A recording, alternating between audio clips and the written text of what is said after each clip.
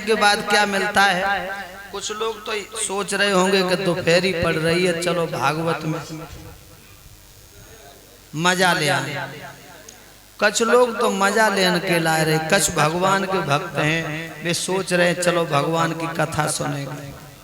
तो एक बात हम बता दें आपको, भगवान की कथा में कभी मजा नहीं मिलता है। भगवान की कथा में क्या मिलता है? आनंद। और जहां आनंद है वहीं भगवान है। जहां आनंद है वहीं भगवान है। हम और आप जब धर्म से बिछुड़ जाते हैं, धर्म को छोड़ देते हैं, धर्मो हंते हंता धर्मो रक्षे रक्षता, जब तक हम धर्म की ओर चलते तब तक धर्म हमारी मदद करता है। और जब धर्म को छोड़ देते हैं तो समझ लो फिर हमारे विनाश की घंटी बजने लगती है।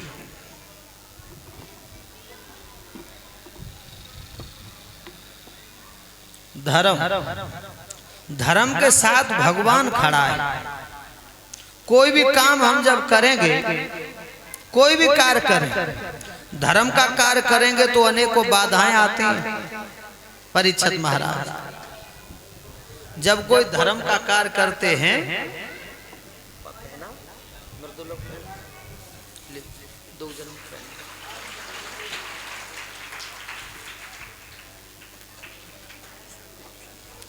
धर्म का जब कोई कार्य करते हैं तो अनेकों बाधाएं आती हैं।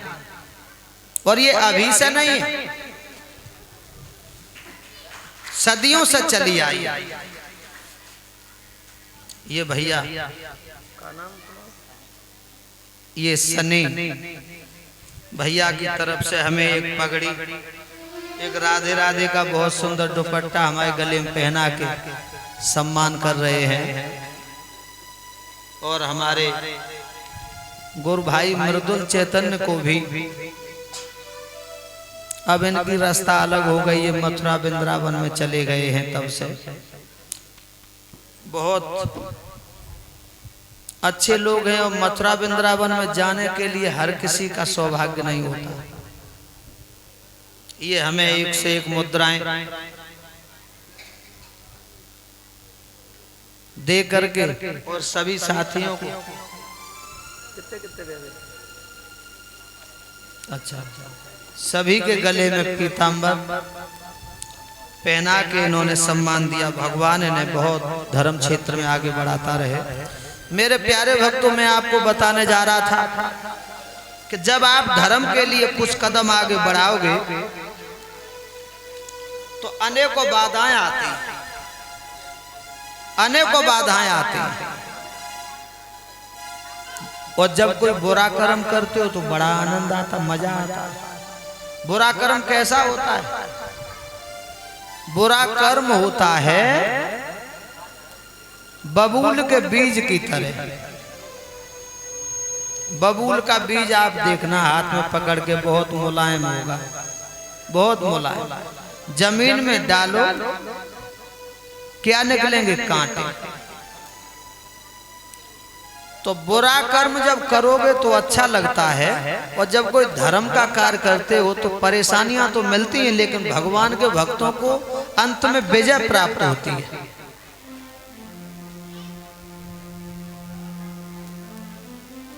धर्मराज युधिष्ठिर धर्म के प्रति चलने वाले हैं, धर्म के प्रति चलने वाले हैं। अपने जीवन में कोई काम गलत नहीं करना चाहते। इनके भैया जो राजा है दुर्योधन, राजा तो है लेकिन बहुत बड़ा घमंडी है। एक दिन की हम आपको बात बताएं, 5 पांडव इकट्ठे बैठे रहे। जवाब दिया, भैया दुर्योधन, आज हमें अपने दिल की बात तुमसे कहनी है, अगर मान जाओ तो। बोले बोलो। धर्मराज ने जवाब दिया, तुम खरे खून के हो, हमारी तुम्हारी बन नहीं रही है, तो हस्तिनापुर के अंदर हमें थोड़ी सी जगह दे दो तो हम पांचों भैया वहीं रह लेंगे। दुर्योधन कहने लगा, क्या कहा? हस्तिनापुर के अंदर थोड़ी जगह नहीं, हस्तिनापुर के अंदर तो हम सुई के नोक भी जगह नहीं दे सकते। लड़ाई पे उतारू हो गया। कहने लगे ज्यादा नहीं तो 5 ही गांव दे दो। मना कर दिया। धर्मराज समझ गए झगड़ा हो जाएगा, बहुत बड़ा झगड़ा हो जाएगा। आज 5 पांडव दुर्योधन से दूर हो गए और ये हस्तिनापुर को छोड़ के निकल गए। कहां के लिए? इंद्रप्रस्थ के लिए। इंद्रप्रस्थ कहते दिल्ली को। दिल्ली में जाकर के पांडवों ने अपना समय बिताया है। वहीं जाकर के एक बहुत सुंदर महल बनवाया, बहुत सुंदर महल। और वो महल की शोभा ही कुछ अलग है। महल की शोभा बहुत सुंदर है। धर्मराज बैठे रहे। एक दिन की बात है, धर्मराज सोचने लगे, मोर नचो, कहाँ नचो, जंगल में नचो, कौन है देखो, काऊ ने ना। अरे मेरे भैया दुर्योधन ने हमें हस्तिनापुर के अंदर सुई के नोक जगह नहीं दी, हम वहां से निकल के चले आए। लेकिन दुर्योधन को नहीं पता है कि हमने इतने सुंदर महल बनवा लिए। चिट्ठी लिखी, अपने महलों में छोटा मोटा अनुष्ठान रचा और जवाब दिया, भैया दुर्योधन, मेरे महल में तुम्हारा निमंत्रण है, आना जरूरी है, चिट्ठी भेज दे। हाय दुर्योधन ने चिट्ठी पढ़ी। सोचन लगो इन पांडवन के हमने सब कर्म कर दे, लेकिन हमें भूले ना, हमें भूले नहीं। चलो कोई बात नहीं है, हम चलेंगे इनके यहाँ, देखें इनका जीवन यापन कैसे हो रहा है। आज दुर्योधन चलो भैया।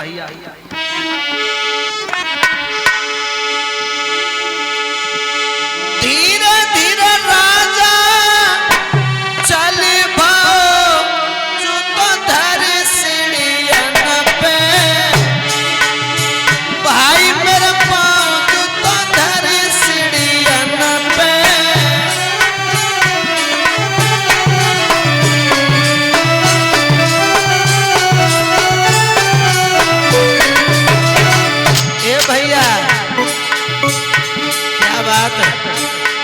जा रहे हो कहां?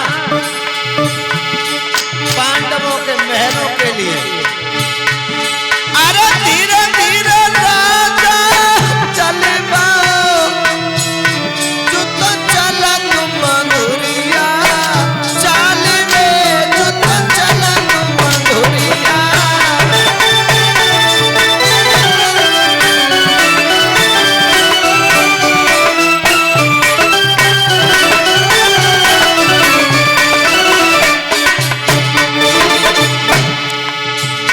सुंदर कपड़ा पहने, कुर्ता पहन लो, धोती पहन ली, पैरन में जूती।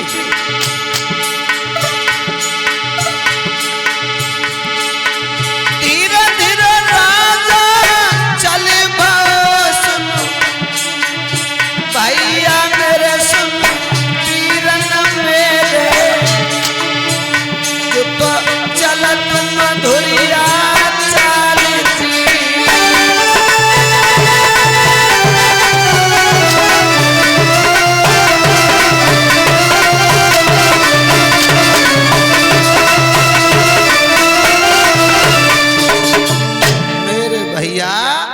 दुर्योधन चलो वहीं पहुंचो जहां पांडवन को महल बनो, बहुत सुंदर महल है।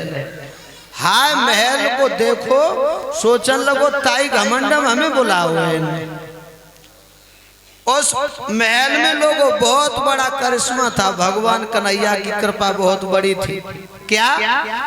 जहां दीवार नजर आती थी वहां दरवाजा था, जहां दरवाजा नजर आता था वहां दीवार थी, जहां पानी नजर आ रहा था वहां सूखा है, जहां सूखा नजर आ रहा था वहां पानी है। हाय दरवाजा समझ के जो दुर्योधन जैसे घुसो, खोपड़ी दीवार में लगी, वहीं देखने लगो का उन्हें देख तो न पाओ। दीवार पकड़ते हुए आगे बढ़ा, दरवाजा मिल गया, दरवाजा घुस के अंदर जब प्रवेश कर गया ये दुर्योधन,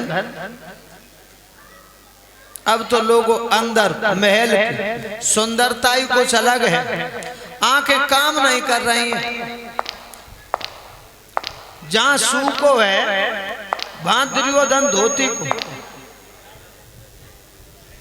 पानी समझ के ऊपर उठा लेता है, और जहां पानी है वहां सूको समझ दुर्योधन अपनी धोती छोड़ देता है। हाथ छत पे खड़ी द्रौपदी देख रही जो दादा कर का रहे, इनको दिखाई नहीं दे रहा। आवाज दी द्रौपदी ने, दादा दुर्योधन जरा संभल के चलो, पटक लग जाएगी।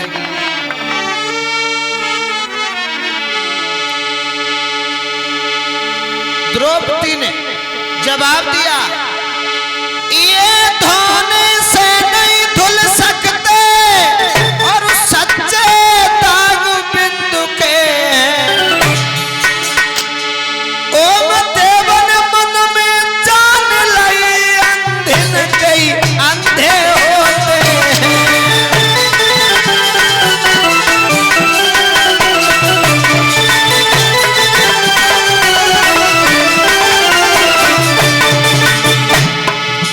भैया गोली की गोली जिस समय द्रौपदी ने मारी है, दुर्योधन के कलेजा को चीरती हुई पार निकल गई।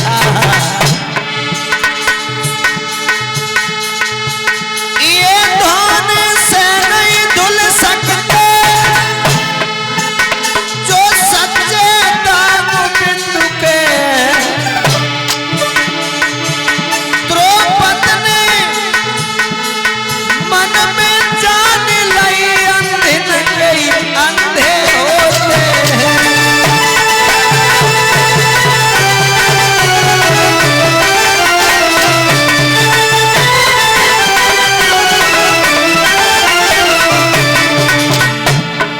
मेरे भैया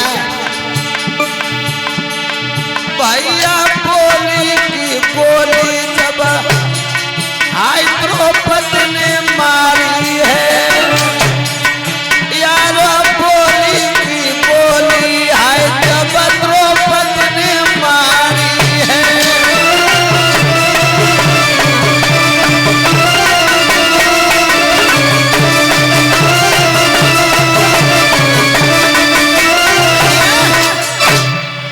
जिस समय द्रौपदी ने कहा, दादा दुर्योधन जरा संभल के चलो, पटक लग जाएगी, क्या अंधों के अंधे ही हुए?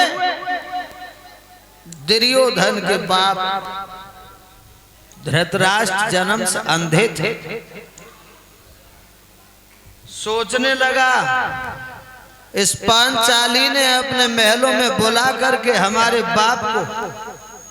बाप का नाम लेकर के मुझे अपमानित किया है।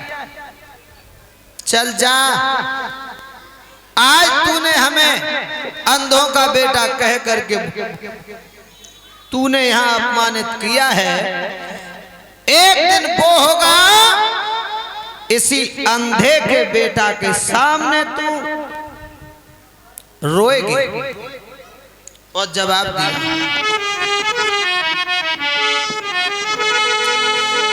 ओ द्रौपदी होश ठिकाने कर, ये रंग भंग हो जाएगा, और देखना एक दिन तुझको ही हंसना तुझे रुलाएगा। ओ गोरी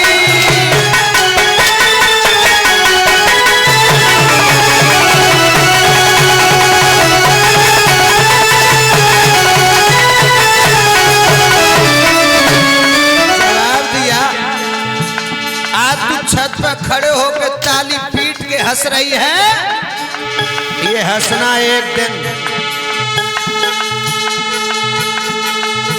ओ द्रौपदी होश ठिकाने कर,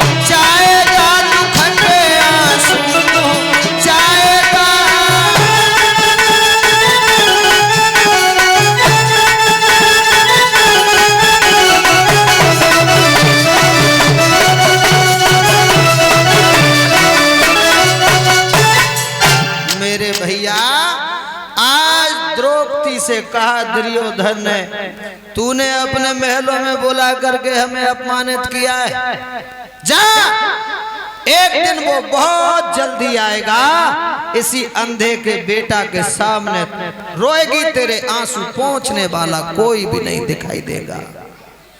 दुर्योधन महलों को छोड़ करके बाहर निकल गया,